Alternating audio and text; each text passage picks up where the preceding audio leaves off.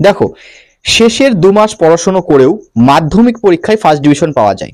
কারণ মাধ্যমিক পরীক্ষা অত ভয়ের বা অত কঠিন কোনো পরীক্ষা নয়। কিভাবে তুমি মাধ্যমিকে ফার্স্ট ডিভিশন পাবে তারই একটা পরিকল্পনা আজকে তোমাদের সামনে আলোচনা করব, এবং তোমাদের হাতে কলমে বুঝিয়ে দেব কিভাবে তুমি মাধ্যমিকে অল্প পড়াশোনা করেও একটু বুদ্ধি খাটিয়ে ফার্স্ট ডিভিশন পেতে পারো। দেখো, সম্পূর্ণ ভিডিও তোমাদের দেখতে হবে এবং খুব ভালো করে বুঝতে হবে। তার আগে একটা কথা বলে রাখি, যাদের মনে পরীক্ষা নিয়ে ভয় রয়েছে, ইস কি হবে, পারবো কি পারবো না, যদি তোমার মনে এই ভয়টা থেকে থাকে তবে এই ভিডিওটা তোমার জন্য নয়।